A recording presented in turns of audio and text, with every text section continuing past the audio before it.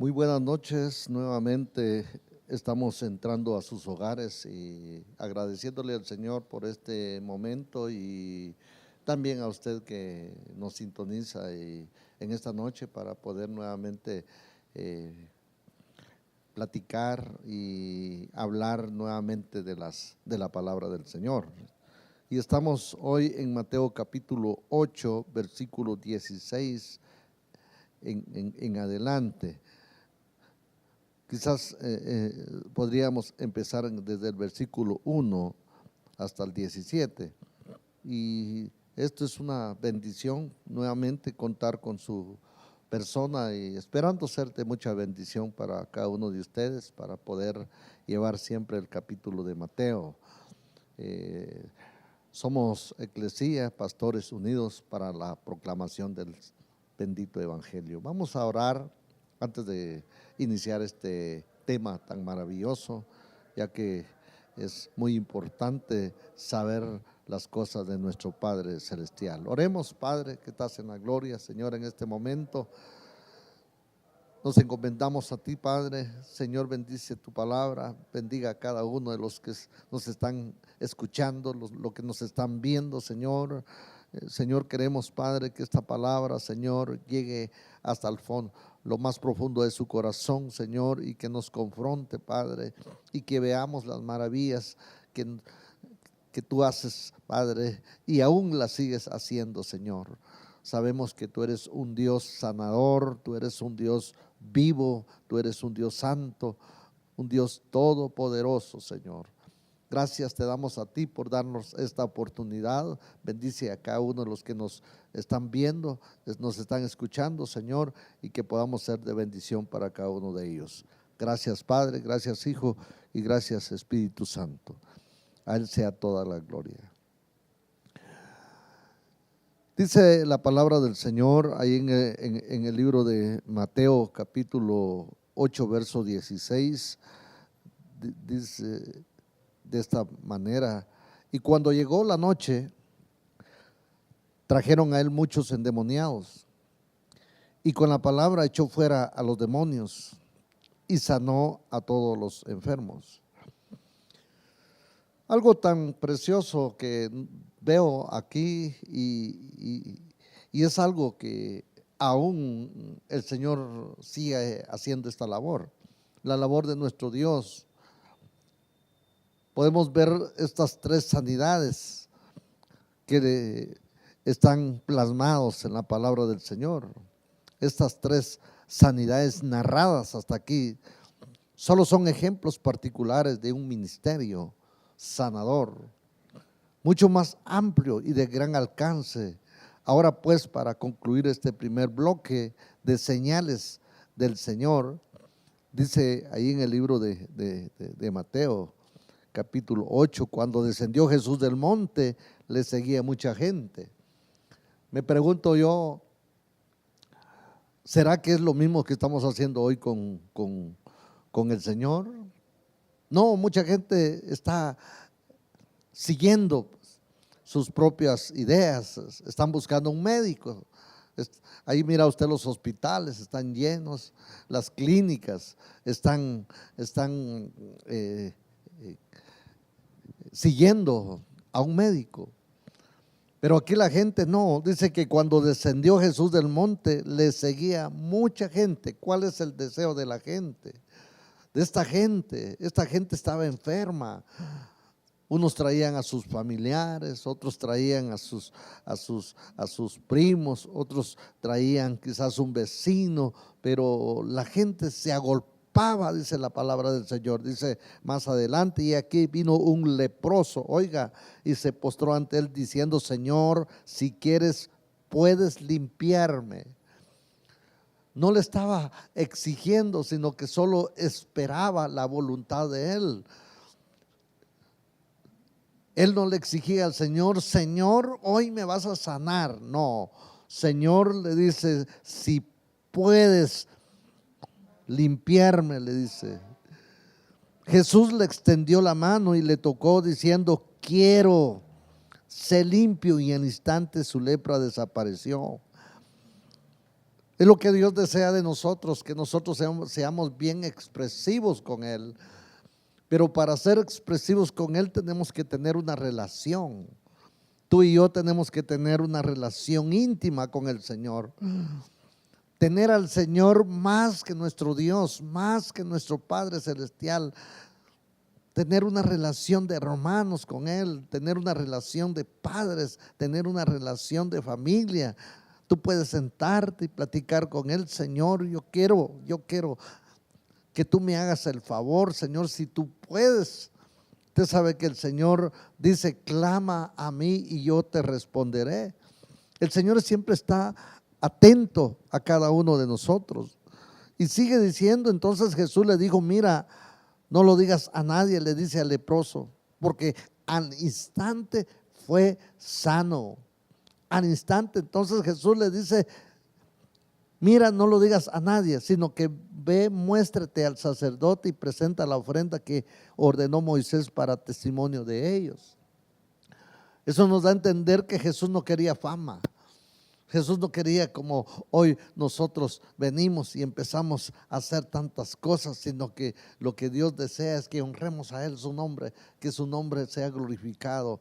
Por eso dice, sigue diciendo el verso, entrando Jesús en Capernaum vino a él un centurión, otro ejemplo, rogándole, oiga, diciéndole, Señor, mi criado está postrado en casa, paralítico, gravemente atormentado. Y Jesús le dijo, yo iré y le sanaré. Oiga, respondiendo el centurión le dijo, Señor, no soy digno de que entres bajo mi techo, solamente di la palabra y mi criado sanará. Porque también soy hombre bajo autoridad y tengo bajo mis órdenes soldados. Y digo a este, ve y va, y al otro, ven y viene, y a mis siervos, haz esto y lo hace. Al oírlo Jesús se maravilló y dijo a los que le seguían, de cierto os digo que ni aún en Israel he hallado tanta fe. Oiga, cómo el Señor mira a este hombre gentil, a este hombre que no era ni siquiera había conocido al Señor, pero tenía fe. Por eso me llama la atención que nosotros tenemos que pedirle al Señor que nos dé fe. Dice que sin fe, dice el libro de Hebreos, que es imposible agradarle. ¿Cómo vamos a agradar al Señor? Creyendo, haciendo su voluntad, creyendo que Él es el que hace todas las cosas. Por eso es que Mateo añade 2 versículos de orden más general, así nos indica allí en el libro de Mateo capítulo 4 versículo 23, dice, y recorrió Jesús a toda Galilea enseñando en las sinagogas de ellos y predicando el evangelio del reino y sanando toda enfermedad y toda dolencia en el pueblo. Y se difundió su fama por toda Siria y le trajeron todos los que tenían dolencias, los afligidos por diversas enfermedades y tormento, los endemoniados, los lunáticos, los paralíticos, y los sanó. Y le seguía mucha gente de Galilea, de Decápolis, de Jerusalén, de Judea y del otro lado del Jordán. Eso nos da a entender de que el Señor, la gente lo seguía porque Él era el médico de médicos, el doctor de doctores. No había enfermedad que no fuera sanado. Por eso es que nosotros no tenemos que tener miedo a lo que nos pueda pasar. ¿Por qué tener miedo? ¿Por qué tener temor? Te detectan una enfermedad y luego viene la apatía, viene el desánimo, viene el temor. Si tenemos al médico de médicos, Él es nuestro Padre Celestial, Él es nuestro médico eterno. Hay un pasaje de la palabra del Señor que dice ahí en Isaías que nuestras enfermedades Él se las llevó y por sus llagas somos sanados. Entonces Tenemos que creerle al Señor. Tenemos que tener esa actitud de que no hay nadie más, no hay ningún médico mayor que Él, sino que Él es nuestro hacedor. Por eso dice, y volverán a hacerlo al final del tercer bloque de señales, dice, hablando acerca de las señales que el Señor hizo. Ahí en el libro de Mateo capítulo 35, también dice, y recorría Jesús a todas las ciudades y aldeas, enseñando en las sinagogas de ellos y predicando el evangelio del reino y sanando toda enfermedad y toda dolencia en el pueblo. De hecho, todo esto es evidencia de una labor editorial concienzuda. Mateo ha elaborado cuidadosamente su relato. 3 sanidades específicas conducen a un resumen general rematado por una cita procedente del Antiguo Testamento que revela el significado profundo del ministerio sanador de Jesús. Así el evangelista nos revela la extraordinaria compasión de Jesús y su incuestionable autoridad, pero también empieza a prepararnos para ver otra dimensión de su persona y obra aquí a disposición a identificarse con nuestras miserias que le llevarían finalmente a la cruz. A eso volveremos en un momento. Antes debemos considerar lo que Mateo nos dice acerca de las sanidades en general. Si los enfermos son traídos a Jesús al anochecer, se debe a un dato que Mateo omitió, pero está presente en las narraciones paralelas de Marcos, de Lucas. Ahí en el libro de Marcos,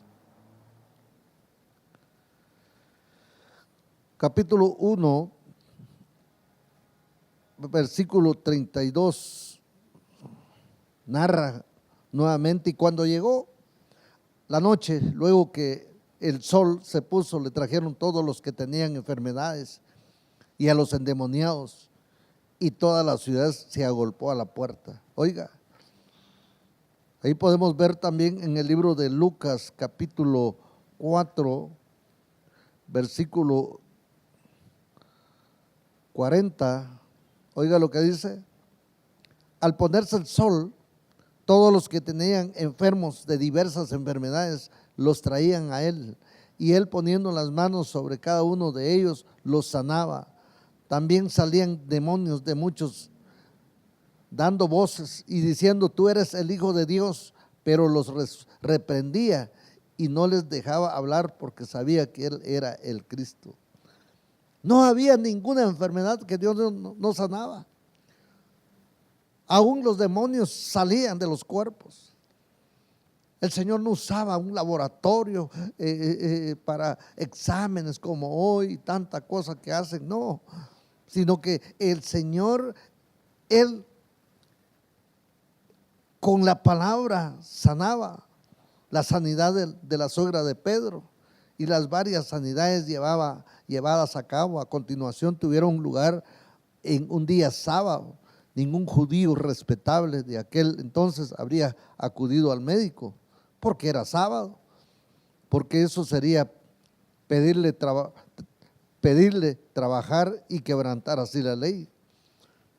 Por eso, según la interpretación rabínica, pues en el trabajo era una actividad prohibida en el día de reposo, y eso lo podemos ver allá en el libro de Éxodo capítulo 20,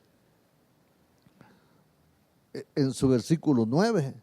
Oiga lo que dice: 6 días trabajarás y harás toda tu obra, mas el séptimo día es reposo para Jehová tu Dios. No hagas en él alguna, tú ni tu hijo, ni tu hija, ni tu siervo, ni tu criada, ni tu bestia, ni tu extranjero que está dentro de tus puertas.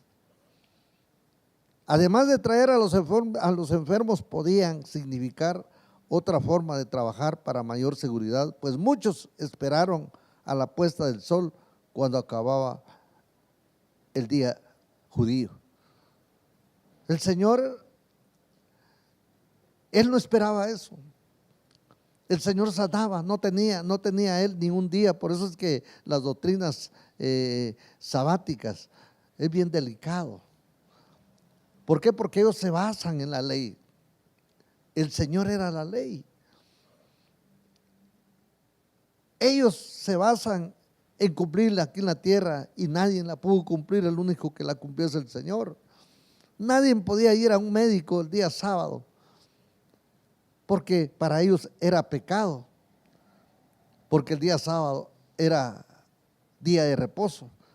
Pero si usted se pone a pensar, el Señor sanaba en esos días. La gente no entendía de que el reposo era el Señor. No solamente era el médico, era el reposo. Cuando el Señor trae sanidad, trae reposo a nuestras vidas. Qué difícil era para los judíos. Podría que se esté muriendo de dolor, pero no podían llevarlo al médico.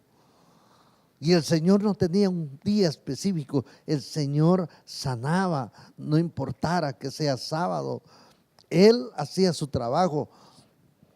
Por eso dice, además de traer a los enfermos, podían significar la otra forma de trabajo para mayor seguridad, pues muchos esperaron el siguiente día.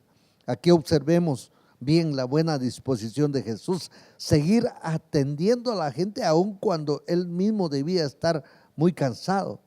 Había enseñado en la sinagoga, había tenido un altercado con un hombre endemoniado, había sanado al endemoniado y a la suegra de Pedro.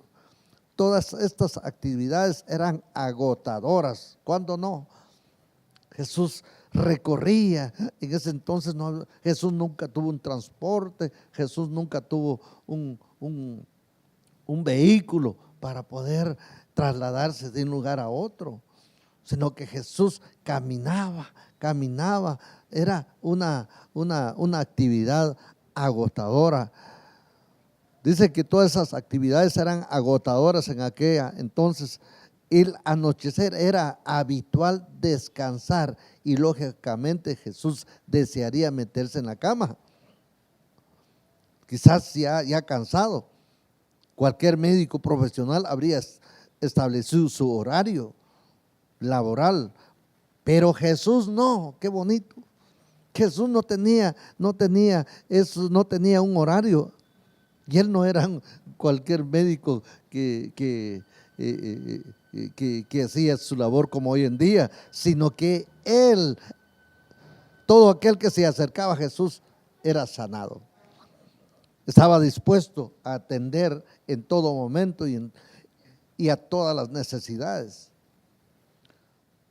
No quiere decir que no estuviera dispuesto a buscar momentos de tranquilidad y escapar del agobio de las multitudes. De hecho, estaba a punto de hacerlo, porque ahí en el capítulo de Mateo, capítulo 8,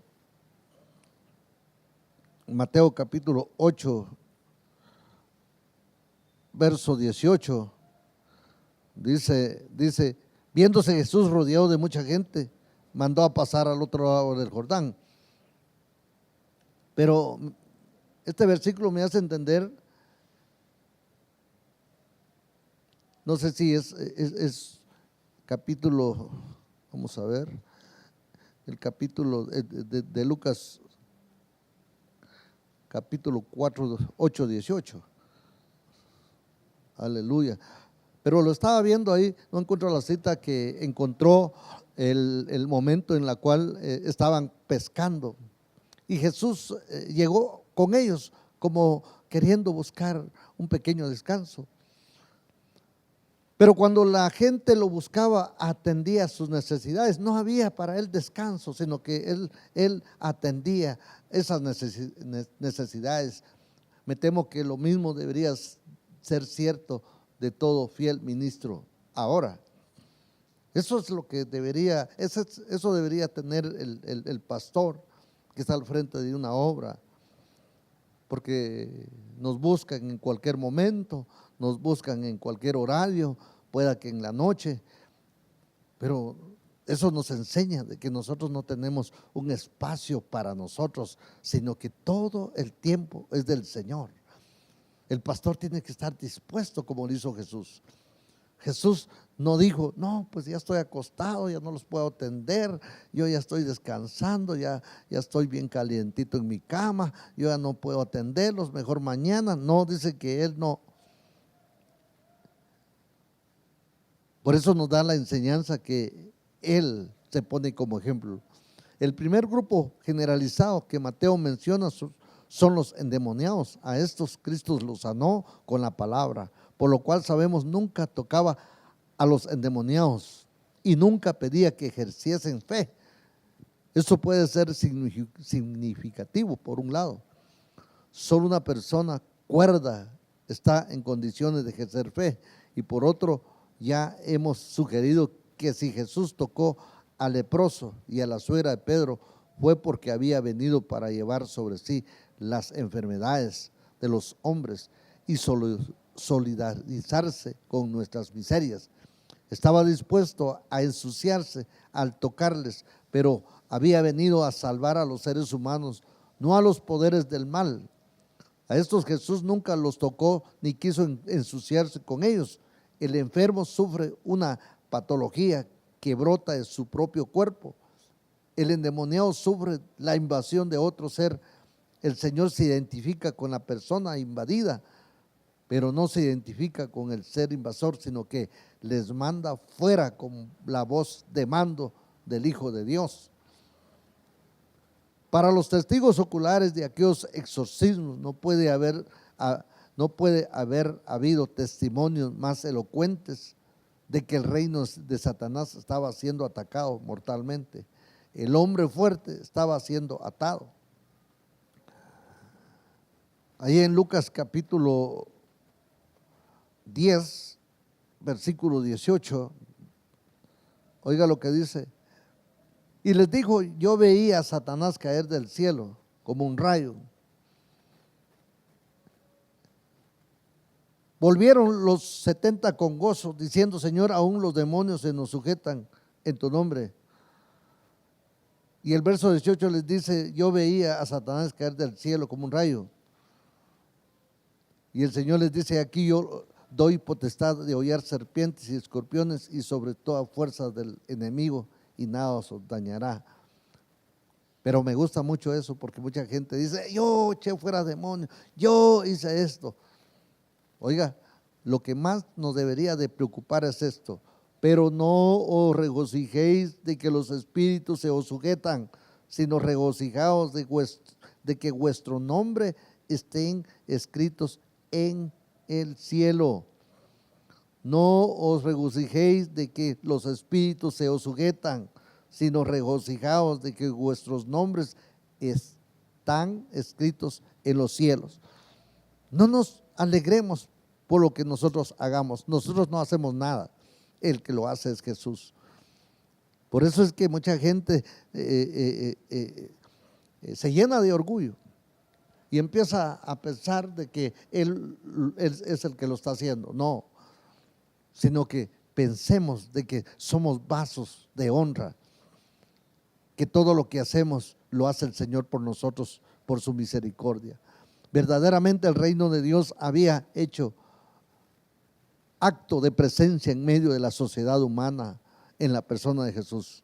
El segundo grupo es el de los enfermos. Mateo nos dice que enfermedades padecían, pero los tres casos ya descritos de lepra, parálisis, fiebre, indican algo que de la variedad que había de haber entre ellos. Más si insisten que Jesús los sanaba a todos, no había excepciones, no se trataba de sanidades llevadas a cabo por un curandero o milagrero que unas veces tiene éxito y otras no. Ni siquiera se trataba de un médico extraordinariamente perspicaz y competente ante Jesús. Estamos delante de una persona única, con una autoridad nunca vista, una autoridad que tiene que proceder de Dios mismo. En esto podemos ver la autoridad de Jesús sobre todas las cosas. No hay enfermedad que no sea sanada. Si usted descubre en la palabra del Señor, si usted mira cuando Jesús oró por un muerto, por un enfermo, nunca. Jesús solamente declaraba sanidad sobre ellos y eran sanados. Eso me da la impresión a mí de que la palabra del Señor, la autoridad que Dios tiene en su boca para decirle, fuera,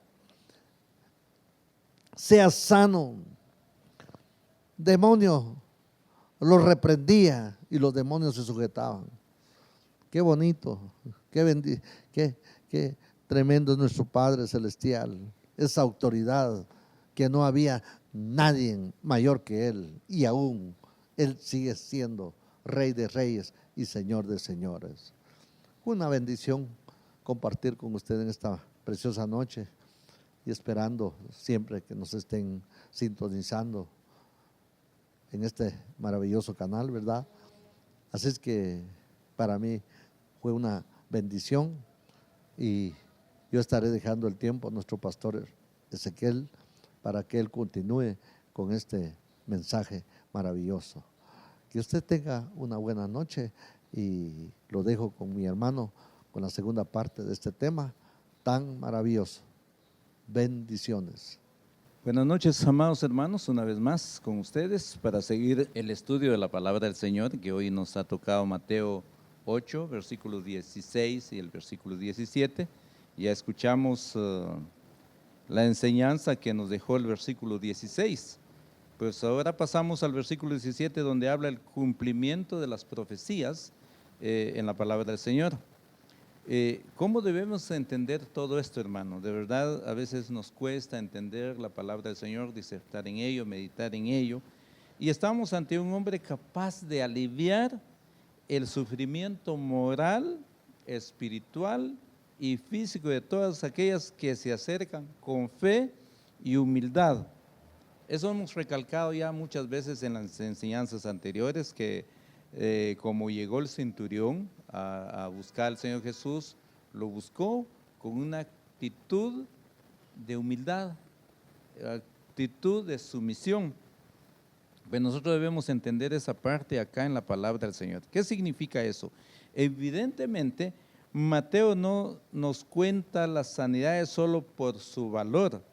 ¿Qué valor tenía esa sanidad? No solo por eso contaba Mateo, o de una manera anecdótica, ¿verdad? Como una anécdota, como hoy en día nosotros usamos en nuestros mensajes, es una anécdota y todo esto, sino porque arroja luz sobre la misión de Cristo, sobre eso. Por eso, ¿qué clase de luz arroja? Sin duda, si hubiéramos planteado esta pregunta a las multitudes que acompañaban a Jesús en aquella etapa de su ministerio, habrían contestado: este tiene que ser el Mesías. Así nos hubieran contestado. Y el prometido, rey ungido por Dios, que va a acabar con todas las injusticias y a inaugurar el reino de los cielos. Esto es la mentalidad. Se acerca un tiempo de bendición y felicidad sin ninguna sombra de dolor, muerte o enfermedad. Es decir, claro está, un tiempo de bendición para los judíos del pueblo elegido de Dios. Eso era la esperanza de todo el pueblo judío. Sin embargo, Mateo hace una lectura diferente a esta situación. Pero veamos el versículo 17, que nos dice que de ahí procede esta enseñanza, cuando Isaías, el versículo 17 dice: para que se cumpliese lo dicho por el profeta Isaías, cuando dijo: Él mismo tomó nuestras enfermedades y llevó nuestras dolencias.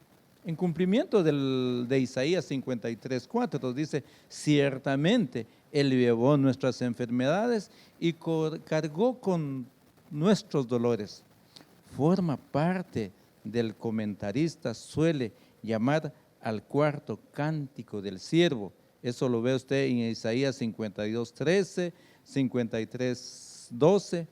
Mateo insistirá a lo largo de su evangelio en que Jesús efectivamente es el Mesías, pero con su mesianismo mesiazgo se lleva a cabo bajo la dirección dadas por Dios al siervo de Isaías. Así pues, volverá a ser eco el cuarto cántico al establecer la finalidad de la venida de Jesús, fue dar su vida en rescate de muchos. Eso nos dice Mateo 28, que Él vino a dar su vida y en rescate de todos. Isaías 53, 10 al 12 hace su cumplimiento al describir el silencio de Jesús ante sus acusadores. Eso puede usted leerlo en Mateo 27, 12, comparado con Isaías 53, 7. O al señalar que Jesús fue enterrado en la tumba de un hombre rico. Eso también lo ve en Mateo 27, 57 al 60, comparado con Isaías 53, 9. Y ahí puede usted tomar nota, ir leyendo despacio, porque muchas veces aquí en estos medios tenemos tiempo muy limitado y no podemos leérselos todo. Con esta cita, alusiones, queda claro que Mateo ve a Jesús el cumplidor de las profecías acerca del siervo sufriente. A la vez revela a un Jesús cuya incuestionable autoridad confirma que es el Mesías prometido. Ahora bien, es importante que nos demos cuenta del carácter sorprendente de esta identificación. Que sepamos, ningún judío de tiempo de Jesús habría entendido el siervo sufriente. Sería el mismo o el Mesías. Y que estas dos figuras prometidas en el Antiguo Testamento tendrían su cumplimiento en una misma persona. A fin de cuentas, ¿es posible concebir dos personajes más contrastados que un rey y un esclavo? Pensar de que él es un rey, pero también es un esclavo. Y eso es lo que no logramos entender. ¿Y cómo puede alguno ejercer su realeza tomando forma de siervo? Pensar en un rey, ¿verdad? ¿Cómo podemos pensar en que un rey, estando en su palacio, estando en su trono, se convierta en un siervo? Hasta tal punto chocaba esta idea con las expectativas de los judíos, que los propios discípulos de Jesús, Mateo entre ellos, no lo asimilaría hasta después de la resurrección. Mateo no tampoco asimilaba esas cosas, pero asimiló al final de cuentas en la resurrección del Señor. Pero de hecho la identificación de estas dos figuras con Jesucristo no empieza en Mateo, el capítulo 8. El evangelista ya nos ha dado claras pistas al respecto. En cierto modo, todo empezó con las palabras dirigidas por el ángel del Señor a José, cuando le dice en Mateo 1:21, y le pondrás por nombre Jesús, porque él salvará a su pueblo y de sus pecados. Ya había anticipado Mateo desde el capítulo 1, versículo 21. Los judíos esperaban un cuerno de salvación en la casa de David, su siervo. Eso lo dice Lucas 1:69. Pero esperaban que el Salvador sería un guerrero al estilo de David, alguien que echaría a los romanos y establecer el reino universal de Israel, y el ángel, en cambio, anuncia la salvación que trae será de orden moral y espiritual y no político. Los judíos o todos ellos habían centrado su mirada en un libertador, pero en el campo político. Sin embargo, también era en el orden moral y espiritual. Aún más claro al respecto la voz del cielo en el momento del bautismo de Jesús, cuando en Mateo 3:17 dice: este es mi Hijo amado, en quien me he complacido. Como ya hemos visto, estas palabras combinan dos referencias del Antiguo Testamento. La primera procede del Salmo 2:7 y de claro carácter mesiánico. Y la segunda procede en Isaías 42:1, otro de los cánticos del siervo. Dios mismo, pues, fue quien estableció la plena identificación del Mesías con el siervo Jesús en el capítulo 8. Aquí ya lo vemos nosotros. Cumple lo que la voz divina había designado de su mesianismo. Sigue el camino del servicio. La cita de Isaías ilumina pues toda la sanidad que hemos visto hasta aquí. Es apropiado que la suegra de Pedro asuma el papel de sierva al ser sanado. Eso decíamos la semana pasada, que la sanación de la suegra de Pedro no solo fue el hecho de haberlo besado a sus manos, era también solo para sanarla, sino para que ella se convirtiera en una sierva y empezara a servir al maestro y a todos los que estaban reunidos en aquel entonces.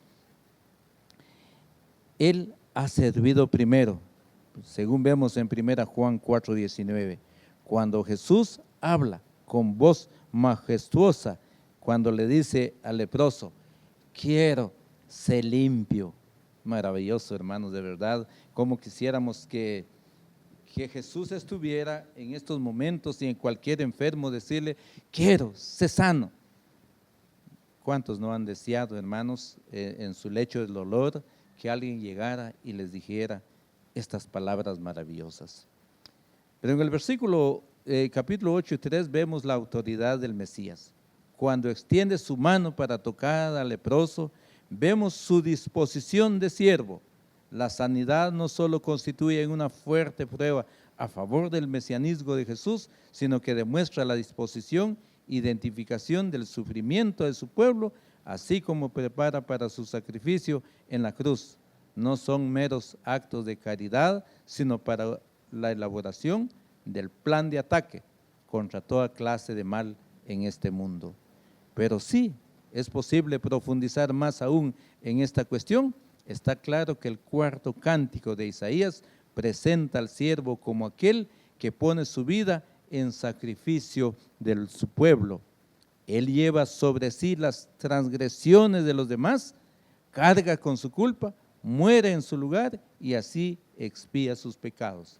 Eso es lo que hemos nosotros podido disfrutar en el Señor, que Él ha sido el quien ha perdonado todos nuestros pecados. Por eso Isaías 53, 5 al 6 dice, Él fue herido por nuestras transgresiones, molido por nuestras iniquidades. El castigo por nuestra paz cayó sobre Él, y por sus heridas hemos sido sanados. Todos nosotros nos descarriamos como ovejas, nos apartamos cada cual por su camino, pero el Señor hizo que cayera sobre Él la iniquidad de todos nosotros. Esa es una bendición tan hermosa, mis hermanos. Cuando nos ponemos a pensar en estos versículos de todo lo que Él ya haya hecho por nosotros, pues ni modo. ¿Qué nos queda? Ser hombres y mujeres, jóvenes, señoritas, de gratitud al Señor y poder servirle con todo nuestro corazón. El siervo se entrega a sí mismo como ofrenda de expiación. Isaías 53, 10, usted ve eso. Y justifica a muchos cargando sus iniquidades y llevando sus pecados. Y es él en el contexto de la obra expiatoria del siervo donde aparece nuestra cita diciendo que además de llevar nuestros pecados, llevó nuestras enfermedades y cargó con nuestros dolores. O todo, ya está hecho. De hecho, la relación entre la enfermedad y el pecado, entre las sanidades y la obra expiatoria de Jesús, debe traer a nuestra mente muchas preguntas. ¿Y cuáles son las preguntas? Pueden ser estas. Si Jesús es poderoso para sanar las enfermedades que son consecuencia del pecado, ¿cómo será poderoso para sanar también nuestro mal? El pecado, que es la causa de las enfermedades, la autoridad para sanar, ¿no haría aparejado a la autoridad para perdonar pecados?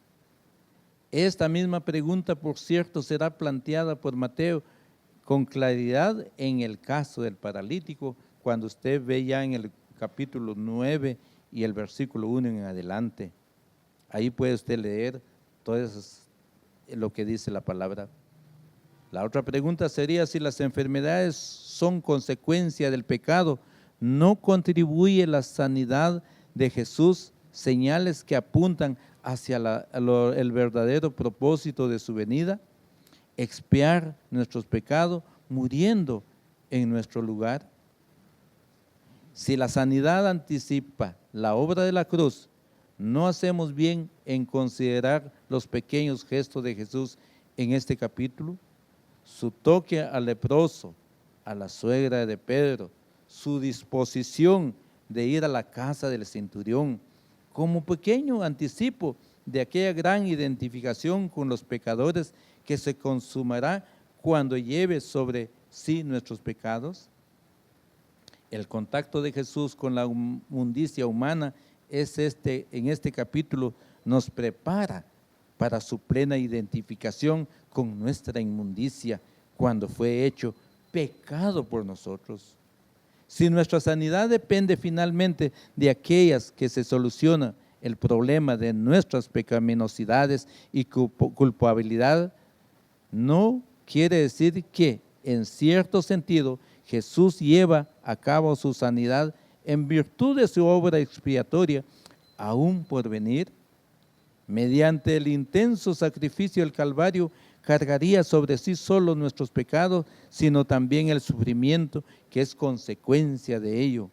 No solo cargó con nuestras iniquidades, según Isaías 53:11, sino que con nuestros dolores, Isaías 53:4. En la cruz Jesús pagaría el precio de todo que hace ahora al sanar a la gente. En otras palabras, Dios, además de misericordioso, es justo y nos perdona perdona nuestros pecados, porque sí, somos solamente en virtud de la obra expiatoria de Jesús. De igual manera, no permitirá curaciones milagrosas de enfermedades que son fruto de nuestros pecados, excepto la virtud de la misma obra expiatoria. Siendo así, cada sanidad representaría para Jesús una nueva aproximación al sacrificio venidero. Algunos contestan diciendo que si el enfermo no sana, se debe a la falta de fe, la cual es agravar cruelmente la situación del enfermo, añadiendo angustia espiritual a sus dolores físicos. Y esa parte es importante, hermanos, cuando estemos visitando a un enfermo, decirle, mire, pero tenga fe, pero confíe en el Señor, haga esto. Y a veces como que le estamos presionando a algo que no debemos de hacerlo. Que puede confiar en el Señor, es cierto, pero recordemos lo que pasó en Marcos 9:24, cuando aquel padre dice, ayuda mi incredulidad. Eso quiere decir que no todos siempre tenemos una gran fe. Sí, tenemos tal vez fe, pero poco, no todo. Y solo leemos acerca de un caso en que el Señor no hizo muchos milagros, fue pocos milagros. Pero sigamos adelante con nuestra pregunta, si esta enfermedad es consecuencia del pecado y si el pecado del creyente ha sido solucionado de una vez por todas en la cruz de Cristo, ¿cómo expiar que si sigamos cayendo en enfermedades? Si ya todo fue pagado, entonces ¿por qué nos enfermamos? Con el remedio para el pecado no se tendría que remediar automáticamente el problema de la enfermedad. Pero sigamos, aquí debemos preguntarnos en qué sentido se ha solucionado el problema del pecado ciertamente. Por una sola ofrenda nos ha hecho perfecto para siempre, pero ¿en qué sentido somos perfectos? No es el de que nunca cometemos pecado. Nosotros debemos saber eso, que ya nos hizo perfectos, en un solo sacrificio Él nos ha hecho perfectos. Y que ya nunca cometemos pecado, no es esto, sino en el sentido de que estamos completamente libres de la culpa, por cuanto nuestros pecados han sido expiados ya en la cruz del Calvario por nuestro Señor Jesucristo. En cuanto a nuestra relación con Dios, ningún obstáculo se interpone porque Él nos ve revestidos de la justicia de Cristo. Dios nos ve ahora a través de Cristo Jesús, revestidos con Él. Pero en cuanto a nuestra vivencia diaria, la lucha con el pecado aún no ha acabado, mis hermanos. Hasta que estemos con el Señor Jesús, seremos totalmente perfectos. Debemos tomar en cuenta esto y debemos de darle gracias al Señor por todo esto, porque a pesar de que hemos ya sido expiados de nuestro pecado y todo, y no estamos libres del pecado, podemos pecar, podemos caer en algún momento, pero sabemos el día que debemos ser perfectos es hasta el día que estemos con Él en el cielo. Y entonces se acabarán todas las cosas que la misma palabra del Señor nos enseña. Mis hermanos, deseo que esto pueda ser de una promesa maravillosa para usted, de algo que en la cual usted puede confiar y seguir adelante en la vida espiritual. Pueden venir muchas enfermedades, pueden venir muchos dolores. Nos sentimos la partida de un ser querido, sentimos, pero también debemos confiar en que Cristo ya ha hecho todo por nosotros y solo debemos de confiar. Acompáñenme a orar con ustedes esta noche y recuerde que Eclesía, el grupo de pastores, dispuestos a llevar el Evangelio desde acá de San Juan, Zacatepeques. Dios los bendiga y los invito a que podamos orar en esta hora. Padre, una vez más nos acercamos a ti, agradecido, Señor, por el privilegio de ser tus hijos. Gracias, Señor, porque un día te dignaste, no es que te hayas dignado, Señor, porque por amor, Padre amado, tuviste misericordia de nosotros y nos salvaste, Señor, en la cruz del Calvario.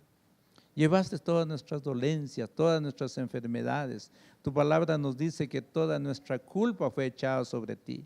El castigo de nuestra paz, tú la llevaste, Señor. Gracias porque hoy podemos disfrutar de esa paz en nuestros corazones y podemos llegar a ti confiadamente, Padre, al trono de tu gracia para decirte, papito lindo, aquí estamos de nuevo, agradecidos contigo. Esta noche, Padre, gracias porque has guardado a nuestros familiares, nos has guardado a nosotros. Ya estamos en casa, Señor, ya estamos para tomar nuestro descanso. Y qué bendición, Padre amado, poder disfrutar de esa compañía tuya, Padre. Hoy, Señor, queremos orar por cada uno de los enfermos que están en casa, Señor, están en el lecho del dolor. Aquellos que están en un hospital, en un sanatorio, Padre. También te suplicamos que tú pongas tu mano de poder, de sanidad sobre cada cuerpo, Señor. Aquellas personas angustiadas que tienen una carga, Padre amado, no sé si una deuda, Padre, porque también estamos sumidos en estas situaciones. Oramos por aquellas personas que tienen una angustia porque tienen que pagar un alquiler y no han podido reunir el dinero para pagar ese alquiler, Señor. Padre, seguiremos confiando en que tú, esos milagros que has hecho, seguirás haciendo hoy en día por cada uno de tus hijos, Señor. Permítanos, Padre amado, que podamos confiar en ti. Y si padecemos de fe, Señor, porque no tenemos mucha fe, podemos llegar a ti para decirte, Señor, aumentanos la fe. Perdónanos porque tú nos has demandado que debemos tener fe y aún así no hemos crecido, Señor. Sin embargo, eres maravilloso y proveerás de fe para cada uno de mis hermanos. Te damos gracias en el nombre de Cristo Jesús. Amén y amén. Hasta la próxima, mis hermanos. Dios los bendiga.